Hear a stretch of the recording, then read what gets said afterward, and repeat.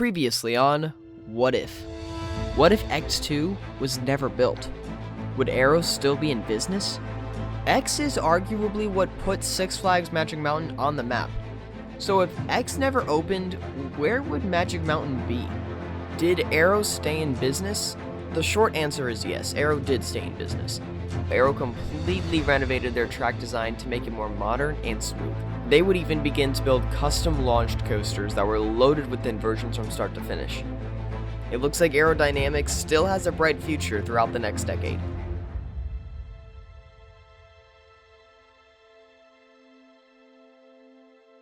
Cedar Fair. A Cedar Fair park is either your local theme park you grew up visiting month after month, a coaster destination that enthusiasts flock to year after year, or it could even be both. While you may not even be aware of it, you probably have visited or know of a Cedar Fair park. But before the Cedar Fair name came to be, some of the properties were owned by a hit movie studio, Paramount. Paramount Parks had multiple properties located across North America, and they were super popular throughout the late 90s and early 2000s. However, in 2006, Paramount sold their parks to Cedar Fair.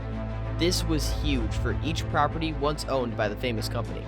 This change in ownership led to lots of changes, so all we can do is ask one simple question. What if Paramount Parks never sold their parks? Well, you came to the right place. Welcome to a series that will inspire you to imagine the possibilities. Welcome to What If.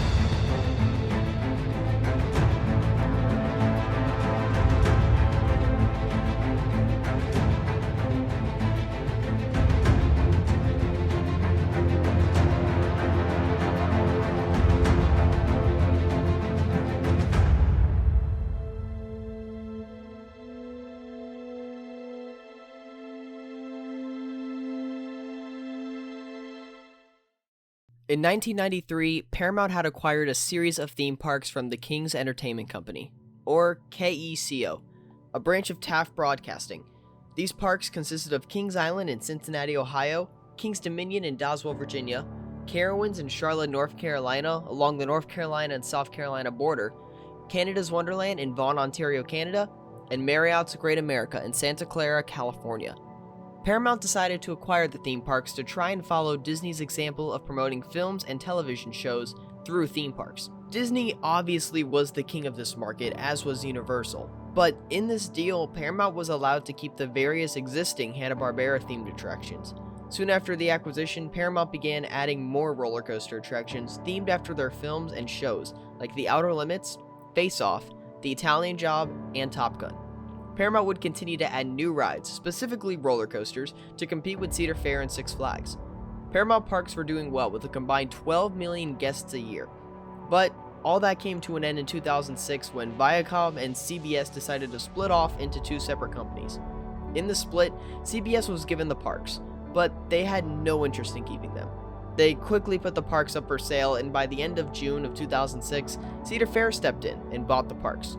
At this point in time, Cedar Fair already had 7 parks, so adding 5 additional parks would now give the company 12 parks across North America. This purchase would involve Cedar Fair retheming some of their iconic attractions like Face Off into a Vertigo. Borg Assimilator, a Star Trek themed coaster, would be rethemed to Nighthawk. The Italian Job coasters would be renamed to Backlot Stunt Coaster, and both Tomb Raiders would be renamed to The Crypt.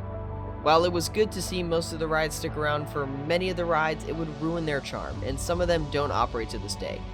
But now, let's go back. Let's go back to 2006 where CBS sold off their parks.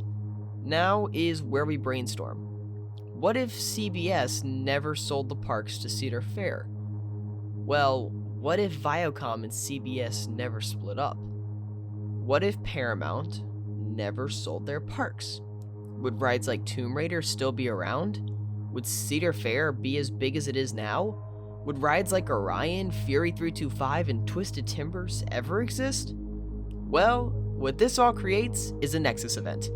A Nexus event is an important moment in a timeline when branch realities are created. This then establishes a multiverse. To summarize, if a key event that has already taken place never occurred, there are many possible outcomes. So, let's take a look at some of them. Obviously, this wouldn't be a true episode of What If we didn't talk about a company staying in business. But first, we have a small problem. And it's what we talked about earlier with the Viacom and CBS split. Viacom owned the Nickelodeon theme. However, in this multiverse, Viacom and CBS never split up. First, let's look at every ride that received a re-theme when the Paramount Parks were sold. In Vertigo is still Face Off, The Bat and both Flight Decks and Afterburn are still Top Gun, Boo Blasters is Scooby-Doo and the Haunted Castle, or another Scooby-Doo related ride, Planet Snoopy is Nickelodeon Universe, Backlot Stunt Coasters the Italian Job Stunt Track, The Crypt and Time Warp are Tomb Raider, and Nighthawk is Borg Assimilator. However, most rides that went defunct now still went defunct anyways throughout the next 10 years, like Son of Beast, Hypersonic XLC, Hurler, Shockwave, and Skyrider were just a few. While all these rides had promising futures, some of them were just complete failures or were horrible rides. Now let's look at major rides that were introduced to the 5 parks between 2007 and 2021. Kings Island received Firehawk, Diamondback, Banshee, Mystic Timbers, and Orion. King's Dominion received Dominator, Intimidator 305, and Twisted Timbers. Carowinds received Intimidator, Flying Cobras, Fury 325, and Copperhead Strike. Canada's Wonderland received Behemoth, Leviathan, Wonder Mountain's Guardian, and Yukon Striker. And finally, California's Great America received Gold Striker, a redo of Vortex to Patriot, and Railblazer. So, first, Vekoma took a Vekoma Flying Dutchman to Canada's Wonderland, calling it Star Trek Mission Enterprise. It would be an elaborate themed experience where you would join Captain Kirk on the Enterprise, on a space adventure. Since Paramount Parks did work with B&M, they would eventually add a B&M Hyper like Behemoth in 2012. Later, the park would also receive a modern GCI Woody to go along with the new deal made with Paramount Parks and GCI to put a new GCI coaster in each park. Canada's Wonderland would be the first park to receive one, as they would remove the Wild Beast and replace it with the modern GCI. They would advertise it as a new generation of a wooden coaster. The park would also receive multiple flat rides throughout the next couple of years. Next, let's look at Great America. Throughout the next couple of years, the park didn't get much. The park did receive a GCI Woody in 2017, and in 2015, the park did RMC Grizzly, as this would be the first project RMC would do with Paramount Parks. Other than that, the park would receive a top spin named Tomb Raider in 2011, but that would be it for Great America. Vortex stayed as Vortex, except they did repaint the ride in 2016. Now, let's look at Carowinds. The park would build a Vekoma in Vertigo named Face Off in 2008, and the park received a B&M Hyper in 2013. In 2017, the park would receive RMC Hurler, and finally in 2019, the park received its GCI Wooden Coaster in Copperhead Strike's plot. Next, let's take a look at King's Dominion. In 2009, the park would build a B&M Hyper, and in 2016, the park would RMC their version of Hurler with Carowinds, and they would build their GCI Woody in Dominator's plot in 2018. Finally, Kings Island. In 2009, the park received B&M Hyper, like Diamondback, and in 2012, the park built a B&M Invert in Firehawk's plot. The park's GCI Woody was built in 2016. It would be the biggest GCI out of the 5, and it would replace the Son of Beast. Well, it's good to know what Paramount Parks is doing throughout this time, but what's going on at Cedar Fair? Since Cedar Fair doesn't own the 5 Paramount Parks, this means that they own Cedar Point, Valley Fair, Worlds of Fun, Michigan's Adventure, Dorney Park, and Knott's Berry Farm. And technically Gilroy Gardens, but we're not going to talk about that. The funny thing is, besides Cedar Point, these 5 parks below are known for being the bottom tier of Cedar Fair parks. Luckily, some finally got their money's worth. Cedar Point still continued its reign as the coaster capital of the world, with multiple additions still being added today. However, Valravn was built at Worlds of Fun instead. Surprisingly enough, Worlds of Fun slowly became a top-tier theme park throughout the past decade. With being located in Kansas City, this park was one of Cedar Fair's biggest moneymakers. So, they added multiple rides to this park, like Valravn, and they even added a small Intamin launch coaster in 2011, following the success of Maverick. They even received an RMC Timberwolf in 2017, as this would be Cedar Fair's first RMC project. This would help lead to Steel Vengeance in 2018.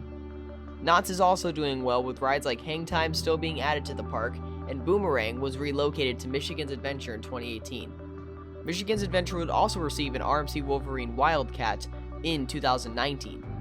Dorney Park would receive a B&M Wing Coaster in 2014, but that would be the only thing to come to Dorney Park recently. And finally, Valley Fair received a B&M Invert in 2012 and a B&M Dive in 2015. Cedar Fair may not be as popular as it is in our multiverse, but it's good to see the smaller parks getting the attention they deserve. Finally, let's take a look at this multiverse where Paramount sold their parks to a variety of different companies. In this multiverse, the split did happen and CBS wanted nothing to do with the parks, so they sold them off. However, Cedar Fair didn't buy one single property. Instead, it was a mix of Six Flags, SeaWorld, and even Hershey. Six Flags bought Kings Island, Kings Dominion, and Canada's Wonderland. Hershey bought Great America, and SeaWorld bought Carowinds. First, we'll look at Great America. After retheming some of the attractions, Hershey would get right to work, increasing the park's landscaping and overall look. They would add some new restaurants and even add some of its world-famous cinnamon bread. As for rides, they wouldn't add much. They would remove Grizzly and put in a B&M wing coaster. They would transform Vortex into a floorless coaster, and they would also add a GCI Woody like Gold Striker and an S&S Scream and Swing. And now there are talks for a Mach Extreme Spinner to come to the park in 2023. Great America is doing fantastic as it is the first Hershey-owned park on the West Coast. But now, let's look at Carowinds. The park would remove a couple of rides throughout the past 10 years, those rides being Hurler and the Carolina Cyclone. They would add some animal encounters throughout the park along with some marine life aquariums. They would add a B&M Hyper to the park along with the premier Skyrocket 2. Carowinds wouldn't receive much coaster-wise, but its overall look and atmosphere would increase substantially. Finally, let's look at the Six Flags parks. Canada's Wonderland would be Six Flags' second park in Canada. They would add a B&M Hyper in 2009, an S&S 40 Free Spin in 2015, and an S&S Launch Coaster in 2019. Kings Dominion received an Intamin Hyper in 2008, an S&S Free Spin in 2016, and a premier Skyrocket 2 in 2018.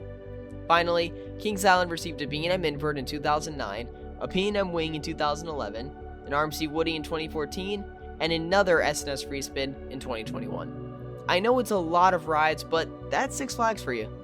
However, all of this never happened. In 2007, Viacom and CBS split, and CBS sold the Paramount Park properties to the Cedar Fair Entertainment Company, giving Cedar Fair the rights to 5 new parks across North America. All 5 parks are still in operation and owned by Cedar Fair still to this day. Kings Dominion is currently building a new S&S Free Spin coaster called Toonbeely. Kings Island just opened their biggest coaster yet with Orion. California's Great America looks to be getting the Wicked Twister from Cedar Point. Canada's Wonderland recently opened the largest dive coaster in the world with Yukon Striker. And finally, Carowinds recently received an awesome Mack multi-launch coaster with Copperhead Strike. Sure, a lot could have happened, but all we can do is dream and ask the simple question, what if? Thank you all for watching my latest episode of my brand new series, What If? We have 7 episodes left in this series, and each one will drop Thursday at 3 p.m. Eastern, with the next being What If Dueling Dragons was still open? To ensure you don't miss an episode, be sure to subscribe and click the notification bell so you can be here for the next episode. Also, to hear more updates or deleted sections of What If, make sure to check out my podcast On the Hunt, where we dive into these complex ideas. Finally, if you ever need some non-copyrighted off-rides or POVs, check out my second channel, TPH Productions. As always, this is Hunter from Theme Park Hunting. I'll see you guys later, and follow the thrill.